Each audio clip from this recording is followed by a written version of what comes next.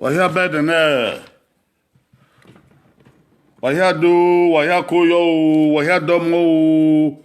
wahia bo wao itwedo ya fe wa bedene wa bokin o o sage ni maya tori man do iye ibota ore do aye na o ege ibota ore do aye na wahia bokin o wa mi na kata o amuhara tuta yowa na ga ege mi ame ore covid na wa tie wo hiare o e baba no o iye no o eten no o ten ni peten ko wa bokin o ti ma obugie obokin o re ugagbe ile bi don irabo ile bi don no dia na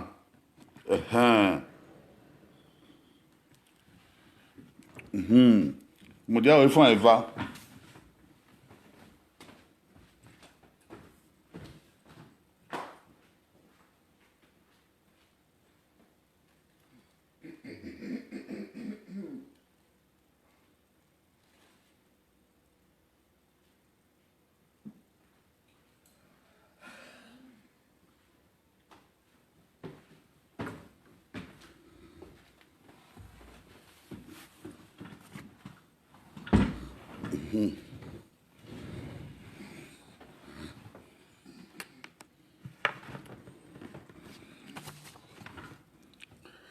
do ya fe wa bokin o wa gya bun koto na nehu na ya sun o donya ma sano buwa bane do mawere ma do te negbe ma ore bo wa oga re ma ogo ka ma ogo eme nunu wa ogo eme na gbon yuto ogo ma manedo wesu wo here de na ni ma wo hu ma pa gbogbo na wesu salo ban ra wa il ma do te negbe wa na ma mi anu ra ma o ra ma ho ra ma ho ni ma we ya jere ma ya afian gbe nu ri ni ma ya fe egin ale si ma o e ma gbon na obowo ye no ma se si ma bo fian gbe do ya fe benu Jesu Christ no nya wa isa amuru ro akuyo ibota ore edo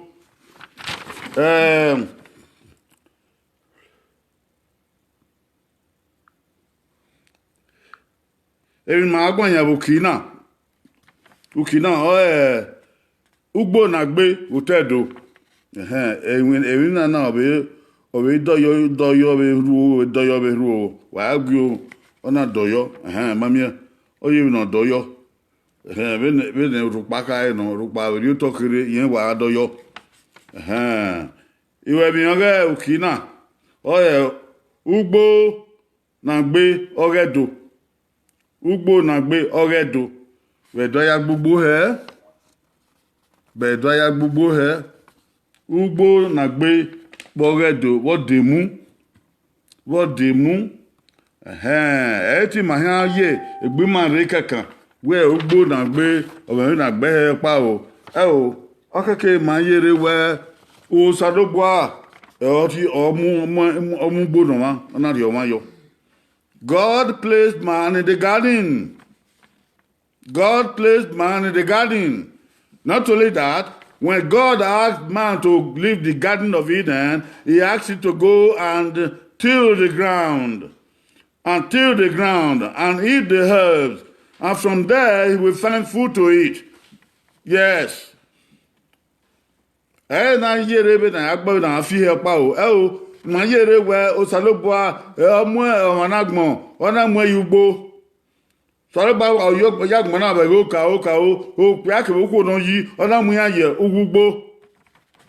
ona gbugbo na ona go ni ara gbon ni ara dolo yi le wa se ba okike ire na go ni apa gbugbo uwa ko ni re ona go ni akan unwo tagbon ni ya fie ni ya gbo ni ya igwa owe ba no kubo ni re eyan ne ko na muya mamia sare ba to bo ye o ta ebe ri o ebe genesis un eva o vien kesuge un e ha o vien harabuge aso vien para vie varabuge ke bu vien ajonge e ba ni oje un da ni ase ke ma we o ma na win winu gbo e mi no sare ba we don ru e ogun ni aga iga e gino to we o ma na wo gbugbo oyo ni ka go ma ni e yi o mo e mata o me mata no yan we mi no sare ba we don ru pa bege wabokin wedo ugbo na oka o na ya mama mi bo wa ke bude mahia ri ana mahia ta na dege wa gi ma ye gbe mare o umegbe don ya gbon yo to o ano ta gbon egege gbon o ota na no e na obun o e opa e va e ha egbe osigbe wa megbe a o ben ni ona wa do yo re même na gu do yo wo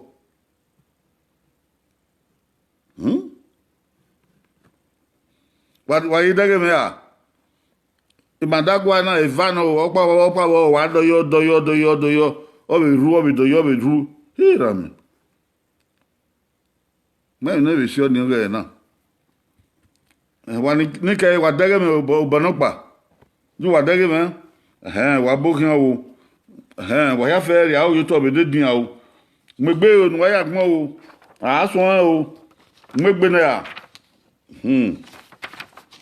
megbe na ya na won ta o uri enwan na yo uri enwan na yo uwe gwa ti e wedo ayedogun uwe gwa ti e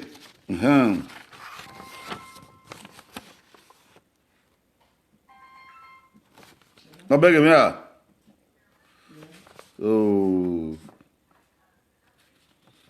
owe orupa ma base eyin na wa do yo bo na wo o wa do yo ya yi wa ni ke wa dege me yo e bo hia re orupa na do yo ima wa so ni u ga yo ya mo la dian o ebi na ya win na ugbo wedo ebi win na ogugbo wedo utedo osisen na mi bo ogbrasen we ka te isen bo ni ke we se ni ke ya we te isen owo eva eha ene isen na ya win na ugbo wedo utedo egege o ebi win na ya win na ugbo owo utedo owo eva eha ene isen uwe gbon we o uwe kai na me kena no gun kan egege o ayon na anwin na gbogbo ebi na anwin na gbogbo telephone ya anwin na gbogbo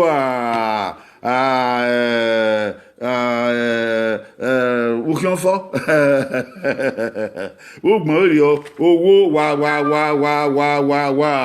awon ko àwọn ko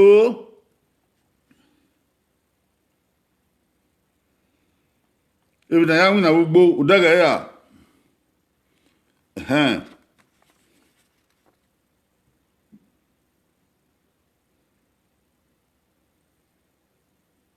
ebi na ya wina gbogbo okay egbun na ba yo opa eva eha ene okay Frank Nosa ogbopo iye ogbe habo o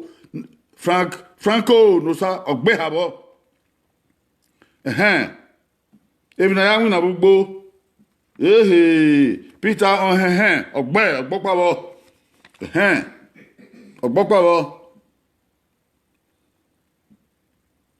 oko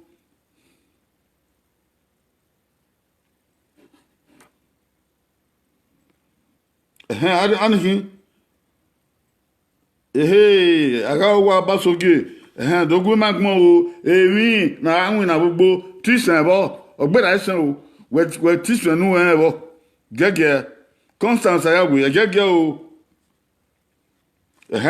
eva ekera bo we gbin babo sagede owo eva eha ene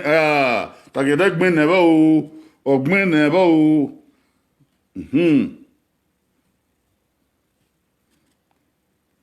ọ̀fúnà ó kí a gbé ọgbìn bàbọ̀ ok ọmọ náà mo sọ ìsàgẹ̀dẹ̀ ìyàwó yìí bó gbọ́n pàwọ̀ o màá yọ ebo ni yẹ̀dọ́gbọ́n o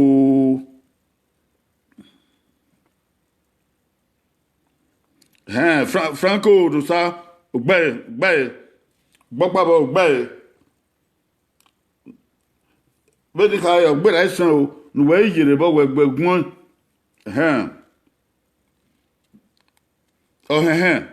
ògbẹ́ gbọ́pàbọ̀ ọba ọ̀kíá o going ọ̀kíá o going ọ̀kíá o ó ṣàyàwé ok eva eha ene ṣàyàwé gbé nẹ̀bọ̀ o gbé nẹ̀bọ̀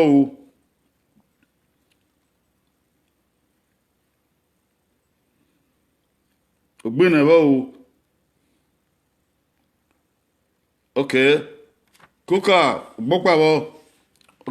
going ọ̀kíá o gàán. Ene isen magmela di abodan hi o owó opia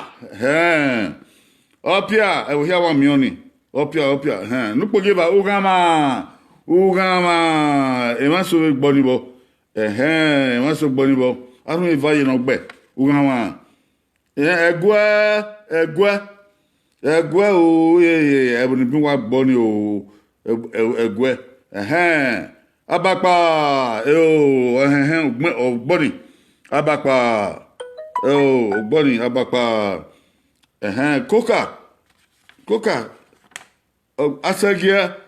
mata asagia mama gbansagia ma bedika bakaba owamu o se mi na gbogbo asagia o so na we gboni toni je ni yima reboni asagia na yapinya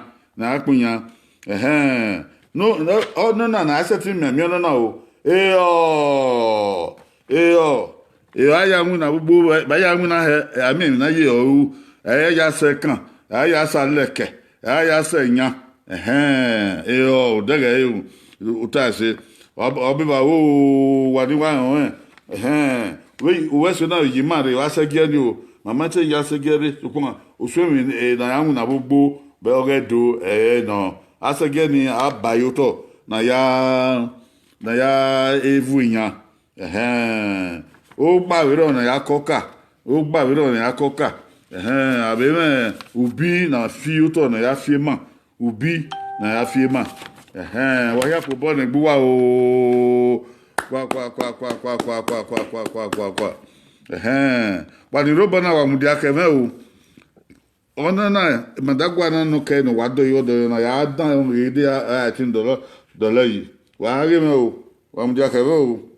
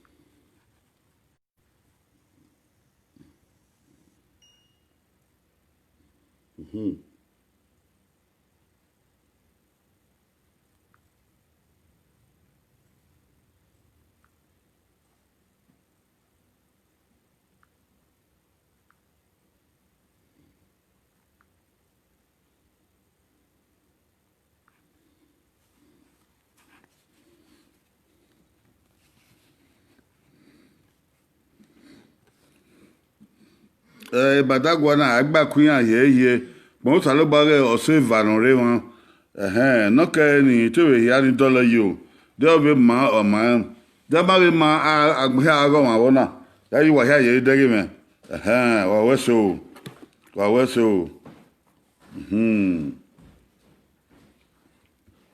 awe la no ke no pogiva akokian o megbe o won ya santona Evi isan ihan ma wa gwa lo na. Evi san ihan ma gwa lo na. Uga yo. Whatever I do.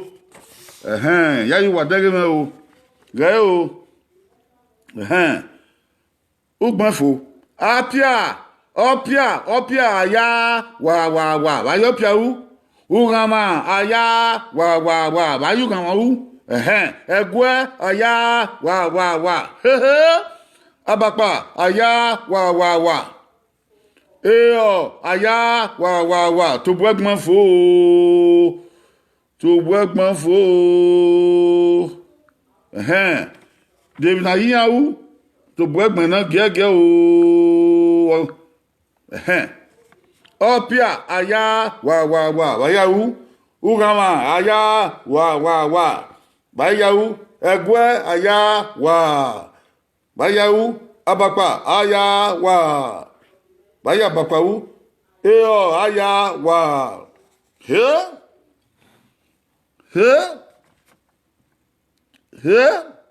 uwe gbona no bayo bu la bayo inu no de no ka o ka de no pogi va o ka de no pogi ano de no pogi no de no pogi so no gbon so na make na die no ebo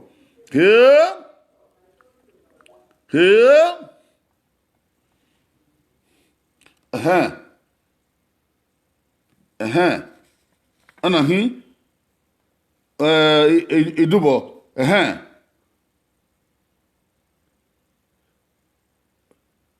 okay owe mi oni idubo owe gbopa bo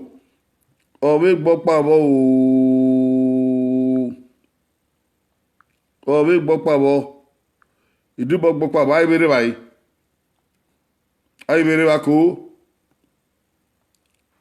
ba ko opia aya bayo pia wi ebi no re wana okeke nu ugama aya egwe aya abapa aya eyo aya ogbe no bangon no ka ro ogbe ide hen wi obegbe no pogeva ogbe no pogiha magbe efia were o efia were do ye pogiha do fun o ka o oni o ma no pogisan ogbe uyi ogbe o sato amen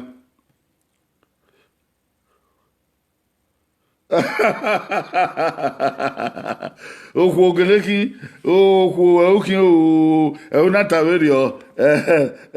sato ame utase una okwu working on we bless you ige ugbe loka ugbe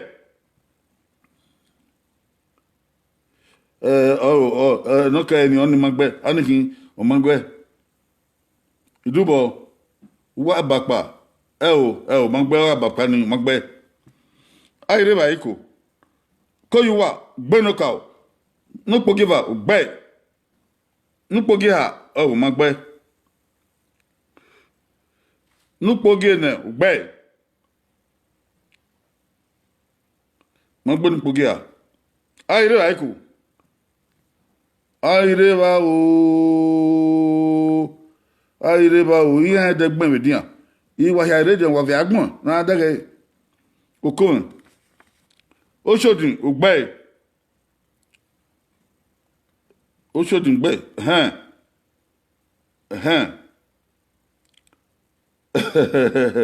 no pogi van o gelekin o ri ko ye gbe yan mi gbe yan wa yo yan ti mo si ta se okay uri number yo na me kena ya du gbe wa gbon ya ku gbe ri o gi mana no du nu we bo de no ka we bo de nu pogi van o idubo ugbe going okan o amami ona wa gbon isisen no wa hon isisen amami o opia aya ugama aya egwe aya abakpa aya eyo aya idubo gbe gboni na okian o gan bere taumu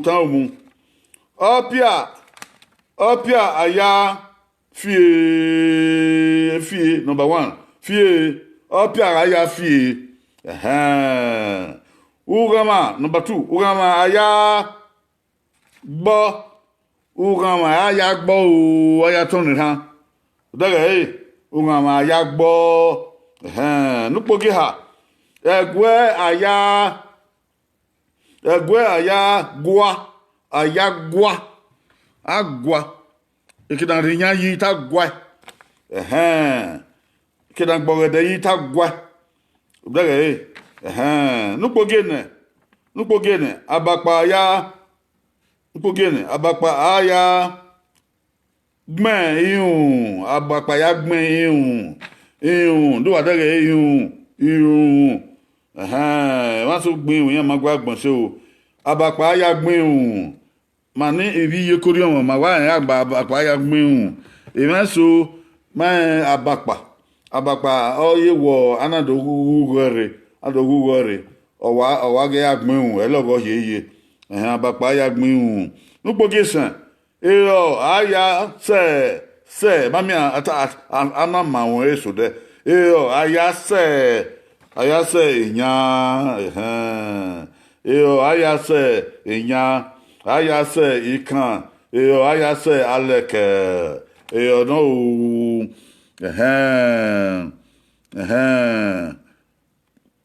ebi na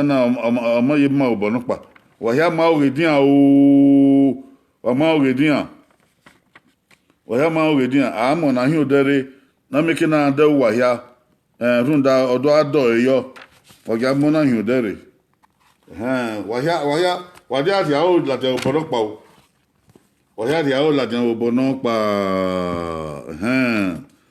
abi yo pa we o wahia dia o la de dian o wahia ma o opia ya fie ugama aya gbo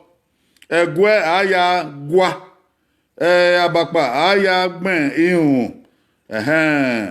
eyo aya se inya aya se ale ikan aya se aleke ọmọ o ọpọbọ ni gbuwa kwa wahia gba okoto be din o ya yi wahia dere a waka gege o Ehe.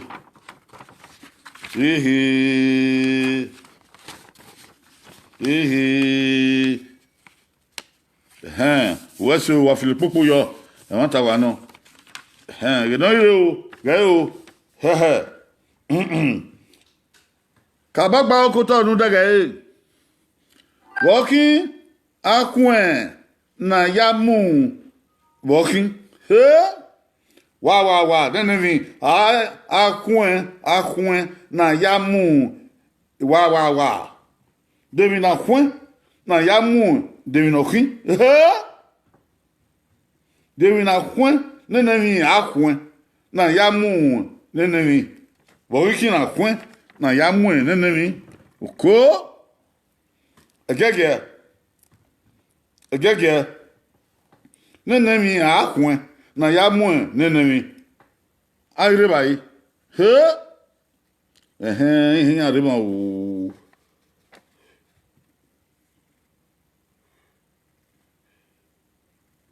o ayon Alex gbonre ba kun na ya mu nenemi akun edemi akun na ya mu nenemi o ikin bodugbo na o Odugbo náà ẹ̀rùn pátá náà. Alẹ́ sọ́sífò dógbó wọn àrẹ̀bọ̀ o. Gbìyàn. Ọgbẹ́ ní ọkà ọwọ́. Magbagun o sokun gbẹ́ ní ọkà ọ̀nùrọ̀. Dùgáìbẹ̀. Ayé dùgáìbẹ̀. Hìrà mẹ́. Èyí ẹ̀dọ̀ wẹ́bù. du guy man oko man ogbeno ka wo o ahe mo ma gbon se sato amen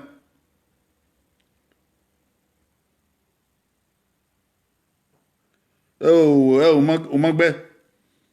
gbe anakin o shodin ogbe o shodin gbeva ogbeva anakin ihe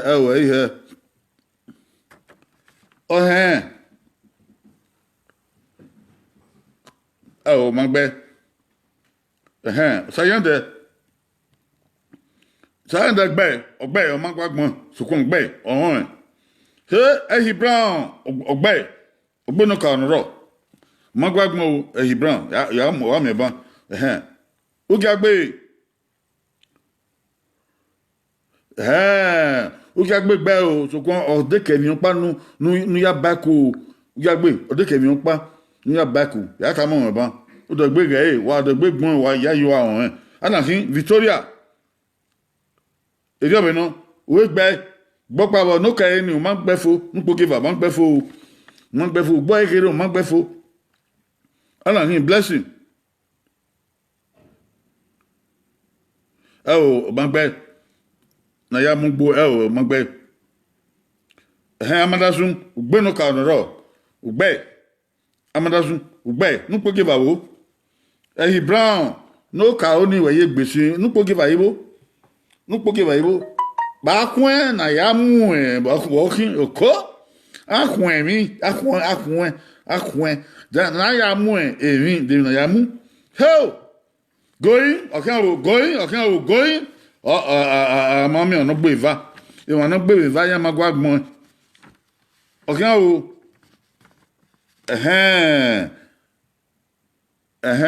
amadasun o magbe benu ya mama magbe going go edo ware o ifi akwen na ya mu amen aye gboni aye gbeva o marere sin aye gba gbeva o gbeva ifi akwen na ya mu amen ari eva ogbe emi owo ye ma emi owo mata no emi owo ni be mo gbefu amen akun fi akun ke emi owo ara igbe mi owo ne ara igba awon ne ka we dio igba awon na mo so wa na do emi owo umi agba awon na mo so wa na do emi owo wa ru owo ani amen no o wa daga efi akun na ya mu amen wa po bo ne gbo wa do aye gbere ara ye gbere o obe so be gbe onu na ene na wa gba lobo amen ugbo yakin o ugbo yakin o amen yakin o amen uga o gege awe ifi ene na ya mu amen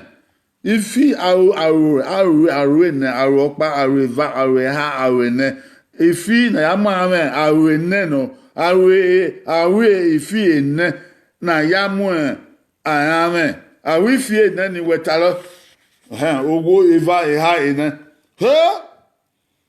ifi na onoki awogu gan akin ifi na ya ma ame awogu gan akin ya ene ni na ya ma ame weta gbo gbon la dian gbon la dian ifi na ya ma ame o awo ene no ari won owo ari won areba ifi na ya ma ame awo ene no ya opa awogu gan yakin ene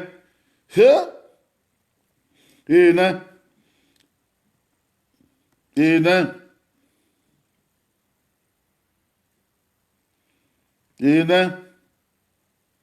yo koyo wakuyo don koyo wa to etu omen sko dom akoyo wa bokia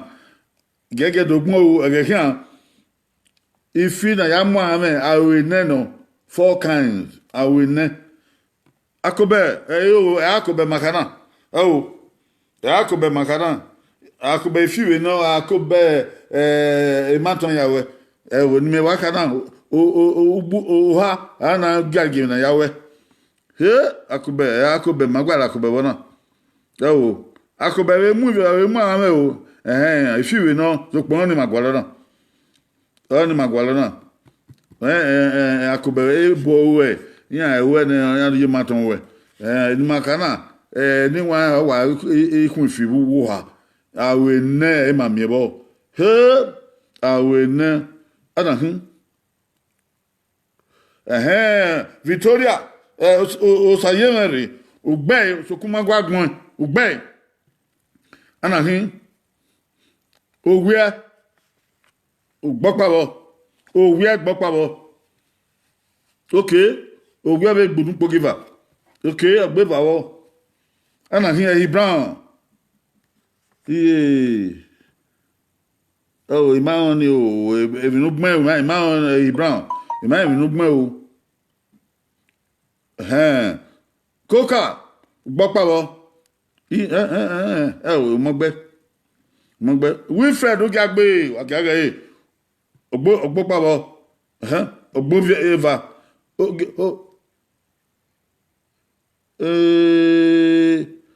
okay anyway o gbopabo pogi ha gbebo Wilfred ogagbe wa ma o weso dogo an rebo Isaac David eban we de gege ifi awe na no ifi na ya ma awe na no gbona na de gege Victoria we gbopabo na no we na ari na ni u gagbe omi habo Victoria gbopabo aibe going okay o Gaben we gbopabo oko owe we gbopabo sisi makana ana obasugi osi won ta we na o supon ni makana ifi owe we gbopabo koro wi we gbopabo ogbe na no amami ona na ugagbe otede kopa o nu ya gbefu wa re ugagbe gbe nda be no ya gbon pabo na gbon ba kugbe wa re na gbon ba kugbe ni wa wu gbe irabo gbopabo Brown gbopabo going wa megbe a gone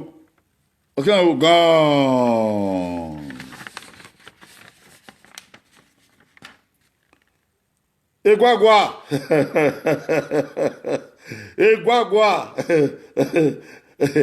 ifini na ameri hun la o wari hun la o ero egwagwa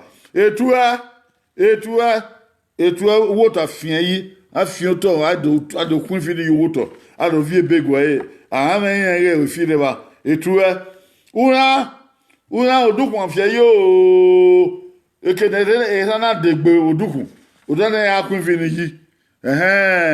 o ma ame no lodukun kia na ya mu no ogo ebodi bi wa ge na agun he o ogo gayo ogo ono na afi na yo abedi na yo wa de wa ri ye ke na la ai ba be mi o pa yo yeye ame ade ogo riba ye wa ri hun la la osikota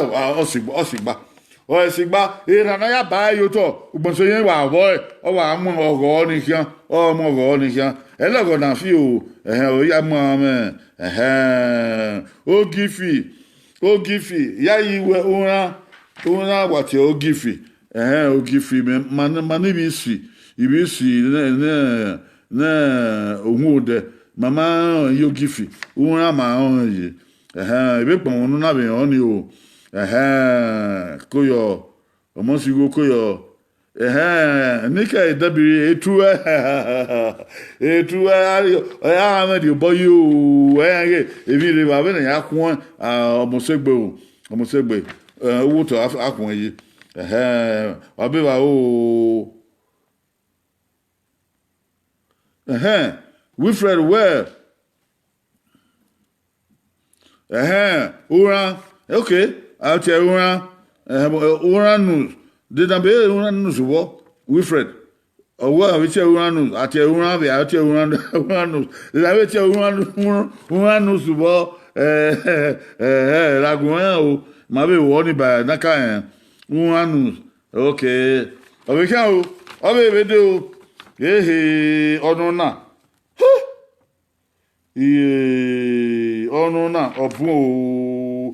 owó ìhà ẹ̀nẹ́ ìsẹ̀ ìhà ìhìn na wá kí o na wá we don dey na yata rẹ̀ gbà ana mi wíẹ̀ dùn na wá na wà yata rẹ̀ gbà na gbà lèmi na rí náà n'agwala mi na ari na o gayo ayame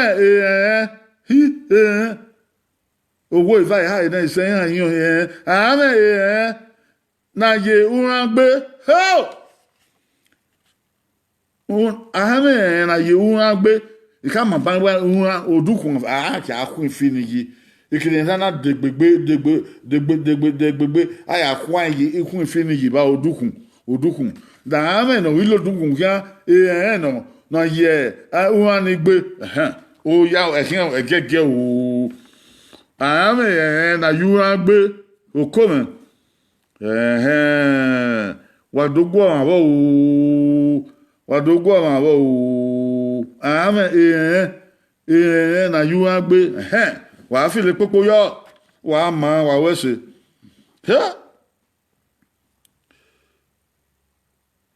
oh okay Wilfred gbàgbé òkàtà bá wọn wúran àti hàní àti fini ìfìnà fún odùkùn wúran àti ààyè wúran gbé yìí okome our survey said there are eight animals that you can catch on top of the tree. We run amuya. Weta o. Alibi. Aliagbonse. Get do tie. Get do tie o. Na you wan gbe ura ona ifina kwa edukun. Da we be talk about babo. Do my yawo we te babo. Okome. We ba no le odukun ya. Matilda ogbonpa bo. Matilda gbogbo bo o Matilda Sunday. O ma gbagbon osukun yen o won. Ehi Brown ogbogbo bo. They want her. Precious gbogbo bo. Ile no. Precious gbogbo bo o adesu wa gege do mo wo Hebron dogene Victoria Sayemere ogbonpabo God send Hebron ya ai re bai ogwe ogwe ifi owan hin una ni da me na ya gbe oko Sunday opa ni wawa ya ahia me aya gba hia me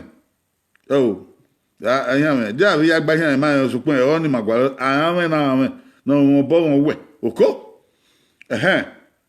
anakin Godwin ogbevavo no poge ba ni Godwin imaya yiga mi oni we odukun o ma yu boni o evagmen opa wo ogba no ke ma gba owe dege gbopa bo yi opa ni waya wa ya okowen opa ni waya wa ya idubo ahia me yo oshodi esi o koka ogbe ogbokwabo o ma gbagmo o koka irabo ogbokwabo ana idaosa uzo hin odukun o idubo ugbe gbokpabo ça y est Victoria ima ona o emi gbon ima mi no kin o amada sun esi o mo gbe esi yo duku ehun a odukun oye iya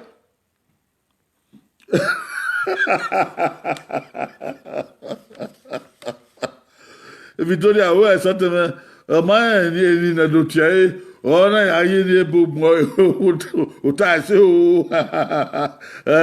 we no we ni be kin ta so teme dabi oni pa ama mi no be uzo hin oduku bando en no gban ogwe o hin oduku egbiora wu no garo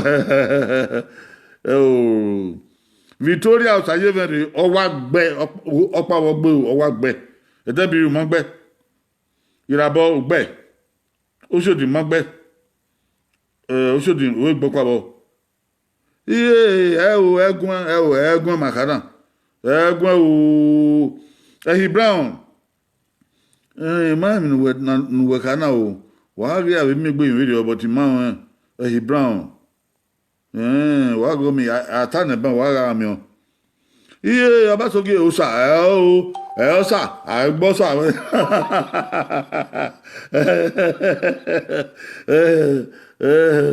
agbo sa o ida sa ima ona o ya atane ban wa ra mi o amana sun oni abo ya gbon sin na do ye bogbon ebo owie pian ahiame ahiame ofen yoduku eko wi o gbo pa o ma gwagbon ogba o ma gwagbon goyin okian o goyin okian o ayire bayi idubo ogba idubo gbo pa o wa gbo pa ni so wa wa ona makasim ogba Brown we gbe mo gwa gbon but gbe ikoka ikoka gbe o ogbe ogbopa bo wa gbe so wa Victoria ofen ba re o biedo ba re ikoka gbopa bo so wa Brown gbopa bo so wa ayire bai going okian o going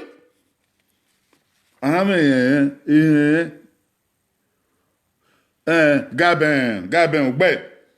ugbe sani atalapa atalapa dubo umagbe God sent ugbe opa gbonbo Wilfred re gbenoka okay nupo giver ima ni o nupo giha ugbe nupo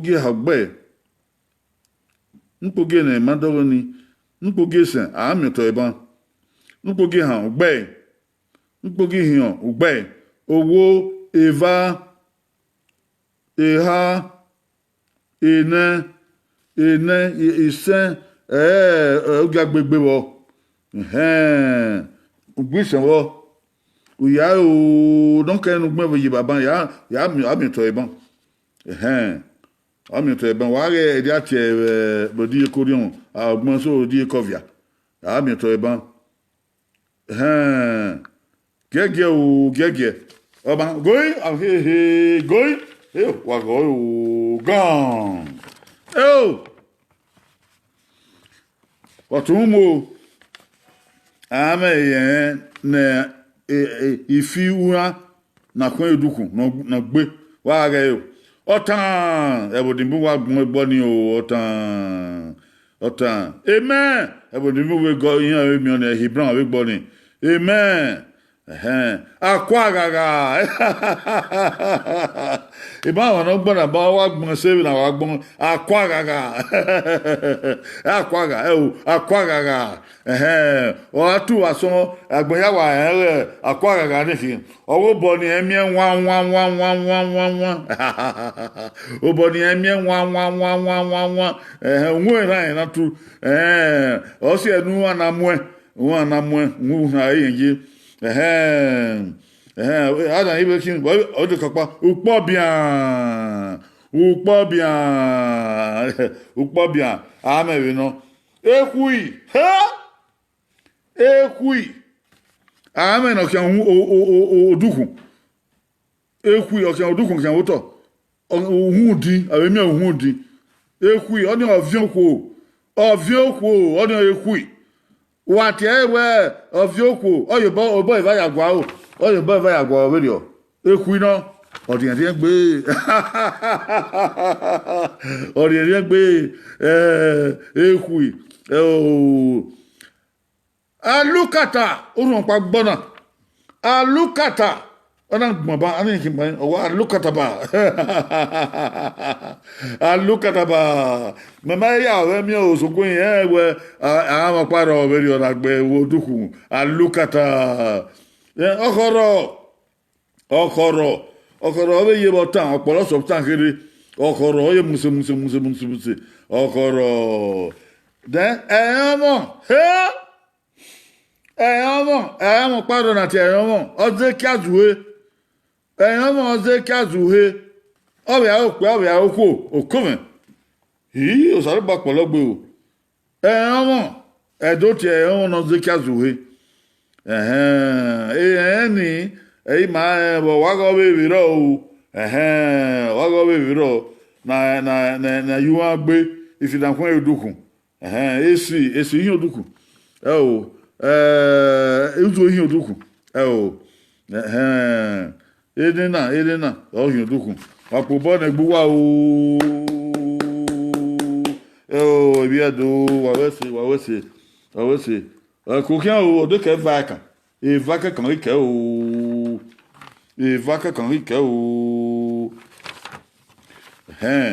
na ye una gbe ayi fi gbe atani na ihe atana na ye èmi o we gbe na fin Gayo anyame eha anyame eha na ye osisi gbe okoran yi anyame eha owo eva eha ene ise eha anyame eha na ye osisi gbe yi anyame ni ti oduku eha na ye osisi gbe Yokai, abokan. Anyame ha na yosisi gbe okoven. Anyame e atin loduku kan Ina kan boto. Ha na gba yosisi gbe okoven. Ya mi ono bi ha ni, abi ono ha. Anyame ha.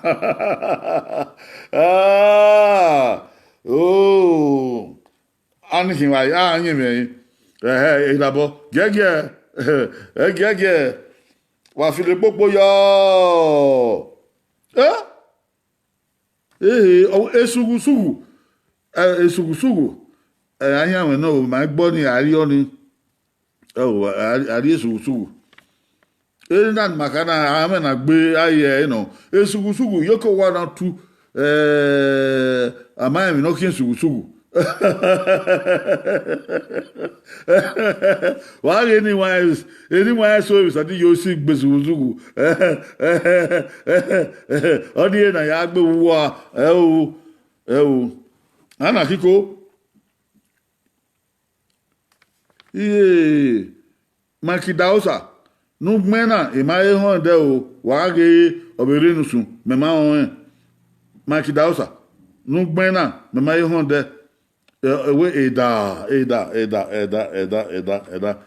ma ihe de wa ge wata no aba we woni ba ana kiko eko wi o ugbe ma gbagbon osokun gbe wa won eko ma esugu era o ma ke sugu ba ayame ni e no so pe e ni ari esusu o e dabi o we idu idu oto na do a odo agwu to idu so pe ayame we no e ni makana idu kun ayosisi gbidu etun aibere wa na osaze gege o mama kidu yo idu anahin oyebogbon mariebo vera to kesiti mariebo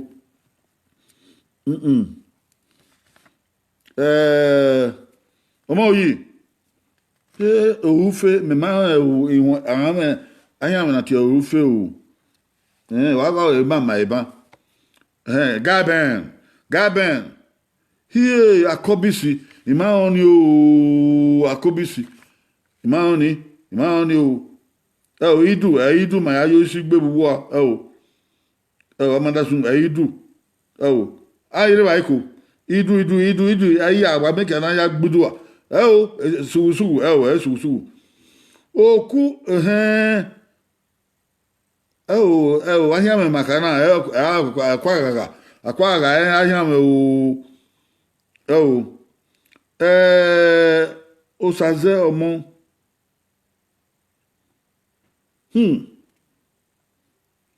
òsàzẹ́ ọmọ ahíàmẹ̀ ní gbẹ́nàgbẹ́nà ahíàmẹ̀ no máa yí mànẹ́dù ya ayé osisi gbẹ́ àwẹ̀ tàbá mànẹ́dù ya ayé osisi gbẹ́ àkwàgàgà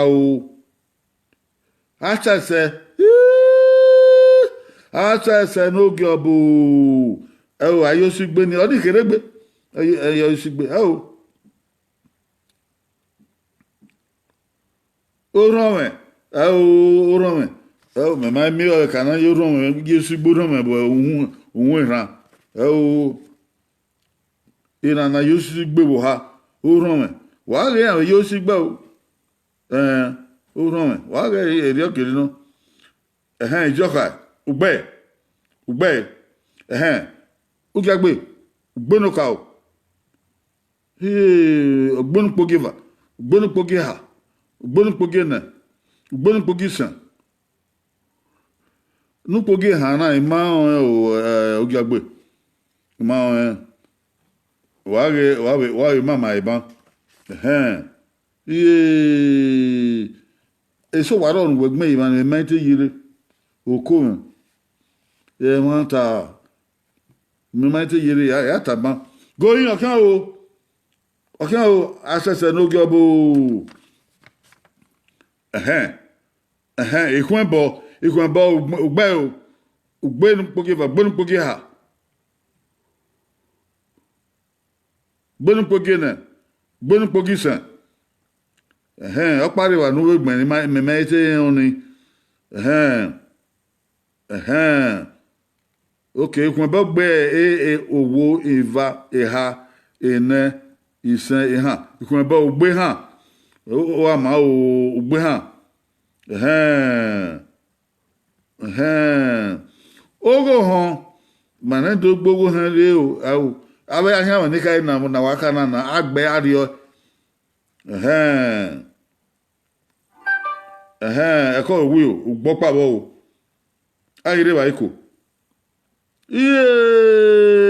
o sa to àwọn idubo ugbe but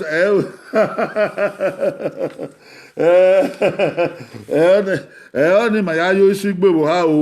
etiti bichi anya na fueko ya ma etiti bichi opate fueko umale orugbo kun ekin umale oya mo isagun na ti ere gege umale o ma ko ya sameye gbe umale ma ko ya sameye gbe umale ke ga ewo gahian me umale ke ga ewo gahian me umale sikpowo unu awe umale ejiti biti no gahian me o se wa no ya ko gbogbo uyi mare o so pin ma ni ma ya yo si gbe wo ha o ogbomo obokin abo fi ogbomo obokin o ahia we na yo si gbe wo ha ai bi do rio ai do ton do ri atana Obasoge gboka obo Obasoge nugbe na wa ri ona ma yi ma ya wa ri ona Obasoge esikporo ni ma ya yo esikpo wo ha etiti biti idu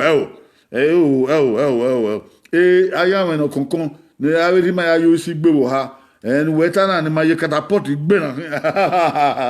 wa yere catapult catapult da wa die wa bai esikpo wo de to ere titi biti we yo kebi du catapult ma ya gbe bai yo esikpo wo nunu we o ma le ẹ̀kọ́ òwúyò gbọ́pàwọ̀ ọmọ sí máa ìmìnà tí rẹmú ìmáwọn ni ò kókà tí gbogbo rúmọ́yì ọ́ ètìtì bí ti èsì gbogbo wàyá ìwà yìí ẹ̀kọ́ òwúyò gbọ́pàwọ̀ ọ̀bádó ànàkí wọ́n ọ̀bádó ìmáwọn ni ò ahíà ìmìnà tí ọ̀bádó evuata ahíà ìmìnà ní makí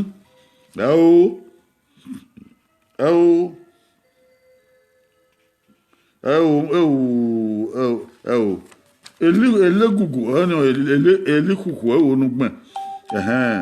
wa ga be gbe ayo ma da agbelekuku owonu po gan hera me o saze ogu gan we wa gbe me ma ona owonu po gan o kowen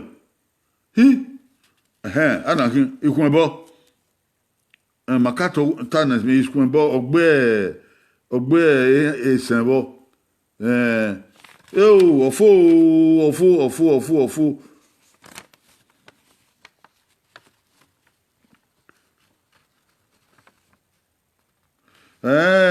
ogagbe we uderu me ma uderu owo yewe ahwa so pan ọpọlọ sahwa o ma we hon ni awo uderu alright atunmu edo ahia me ha na yosisigbe awe no giga no ge ma yore awe o wa imamia amami no ma de ma gbon awe then ahwa no mu koko abe yosigbe o won amami no gbohun wa ge ma so gbon ma dere o won ọmọ mi yan hu we na oporuwe mu yan hu ohun won ni ohun na mi yan hu ne o se na won na gufu ona ye ohun okwe ohun na na mi okwe owo we ya to ohun na mokwe oni ma do amu yo wa odo ati kokroko ekpokin e ma so de gbon yan ma gbon se ekpokin ahia we no opolo awawa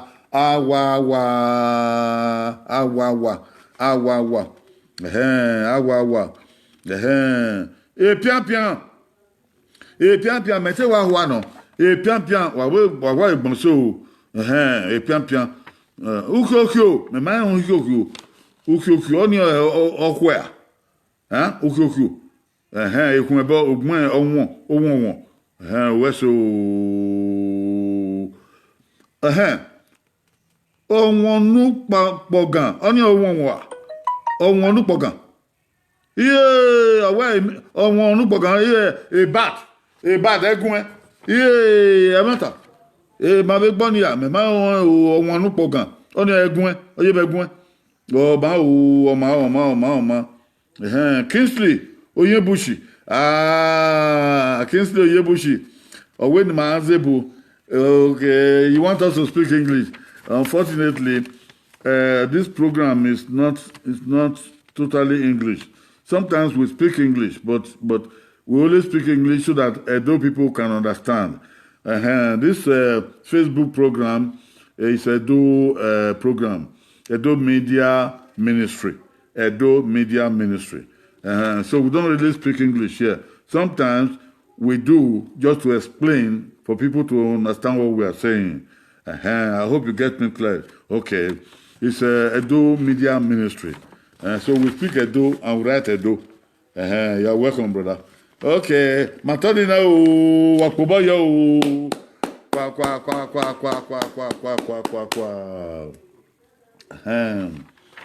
Hey, okpa na ike o.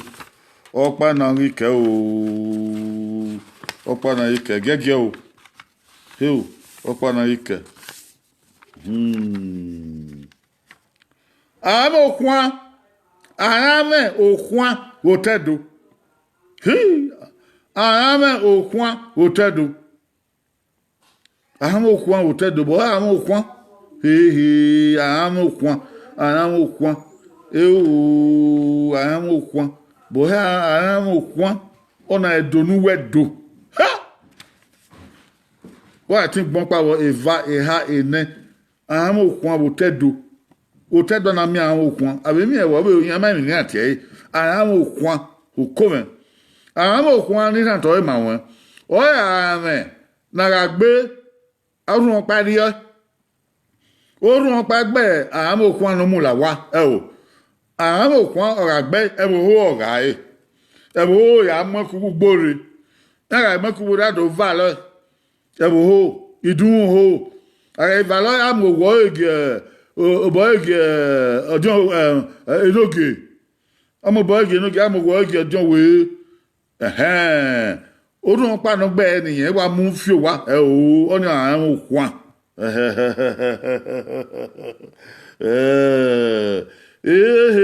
ana hi o ọwọ́ náà lọ́wọ́ ọ̀gẹ̀lẹ̀ lọ́wọ́ o blessing làbọ̀ ọ̀gbọ́pàbọ̀ o a blessing làbọ̀ tó ń yóò bọ́ gbẹ̀nọ́kù gbẹ̀gbọ́pàbọ̀ God sent ẹ̀dọ́màwọ̀ náà ìdíwànú ẹ̀dọ́màwọ̀ náà ẹ̀kọ́ mọ̀ máa ń gbẹ́ o ọwọ́ arún otọ́ arún otọ́ ẹ̀yẹn nù ẹ̀yẹn but bẹ́ẹ̀ ni wọ́n ta ni àwọn okùn orun pa mú bọ gbárùn ta àkókò gbẹ́ àkókò fi pòpò ya gbẹ́ o ọmọ yìí ọgbẹ́ ọgbọ́pàbọ̀ o kókà ọgbọ́pàbọ̀ ìdúbọ̀ ọgbẹ́ ọdún ọgbọ́pàbọ̀ o ọgbọ́pà nà kankan wọ́ gáàbẹ̀ ọgbọ́pàbọ̀ èsì ìmá ìwò níta ẹ̀kọ́ mọ̀ ọgbọ́pàbọ̀ irebe eba yi umarere na doga ya amu kwa be utedu ayame owo kwa utedu amu kwa mi ame na run pa yi amu jebu irebe ugbo pa wo eva gbe ba wo ma fo ose ne osisen idausa idausa magbe magbe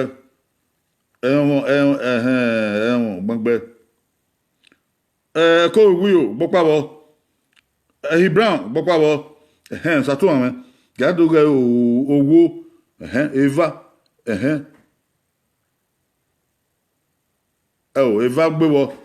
eva gbebo emila ni na gbewu ha owó ha na ye makana owó ha na mio gbeva wo eme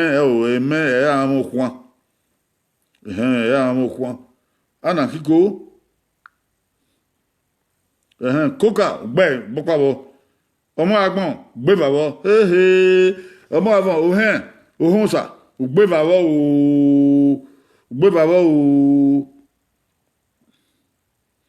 ma mi nu gbena o toko SCC ma mi nu gbeni o agbontan ogbo pabo domo wa Oshodi. Magbe. Amen. Amen an okon o. Emila. Emila agbe, Emila buwa. Amen an okon. Felix Queen, ugbe. Eka owi ugbe. Obasogi ugbe. Gaben, uzo an okon. Wa gbuzo mu yepo mu ari. Ahiye gbe habo o. Ahiye wa gbe habo o. Ahiye o hiaye. Idausa. Eba nugbon o. Coca. Nugbon na coca ima o. Ima ye. Okay, Emila yo wa egben mi la. Queen. Owe elikuku. Elikuku. Kana ayama. Elikuku Brown. Man, nugbeni o. All right, Foden. Owama. Foden o. Foden o. Evuato. Uzo. Ofo. Going. Ìpín òyà máa ẹ̀kọ́ òwe o òwe pín ààrẹ wọn tàná o ìpín mẹ́rin kẹ̀dáná gbìpín o ààrẹ wọn tàná òun dá orúkọ pé àti gbìpín orúkọ pé àti gbìpín ọ̀dígbàgbé ọ̀tàǹgbè wótọ́ ẹ̀bùn ọ̀gbẹ́ ààrẹ wọn tàná ìrèfín agbáka agbáka agbáka mo fi ẹ́pọ̀ wùn wá rí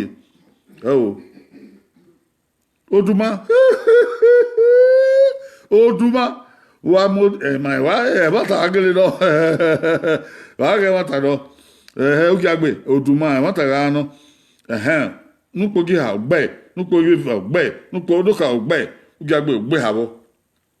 wa ga Koduma ba odo aye ne gbe ekoma gbe so pon ma gbon se o Brown gbe ma gbon se going all right. Going. Okay, God. What I mo edo. Okun awotedo. Esi. Ebodin bu wa gbon ni wa won. Ebodin bu gbon. Ogbon kenekene. Wa won. Ede. Mami onogbon ede. Ede.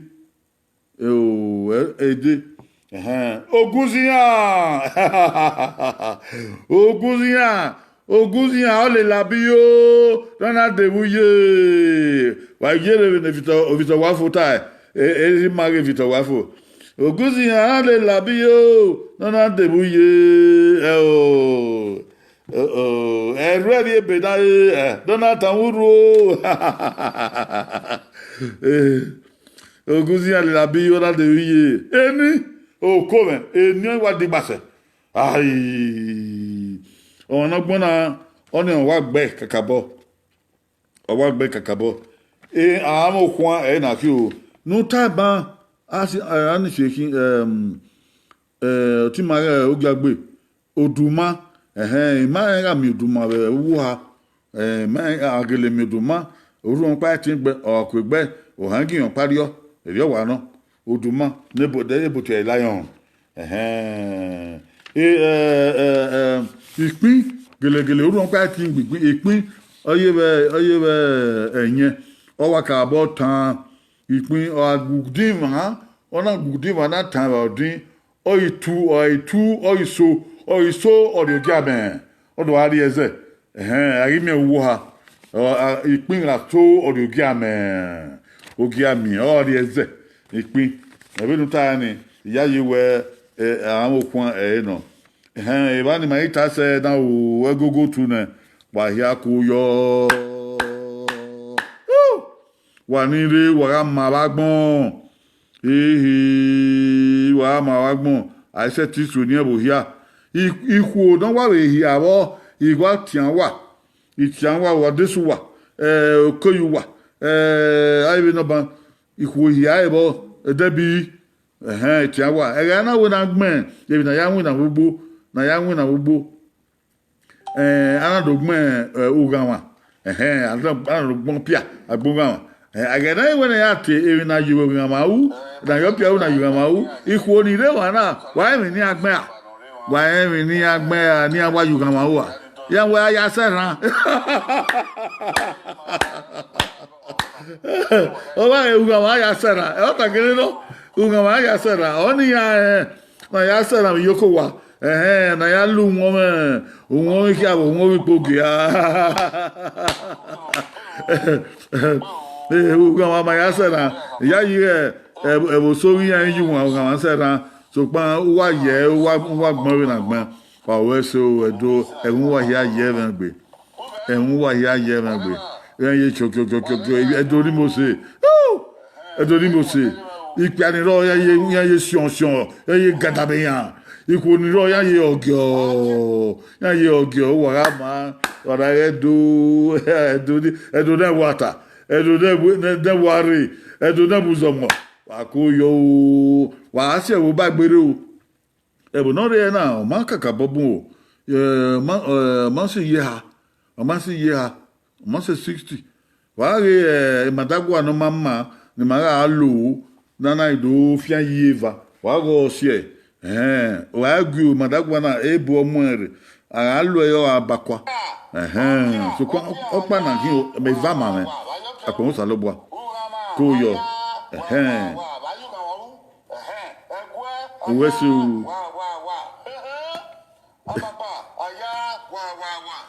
hi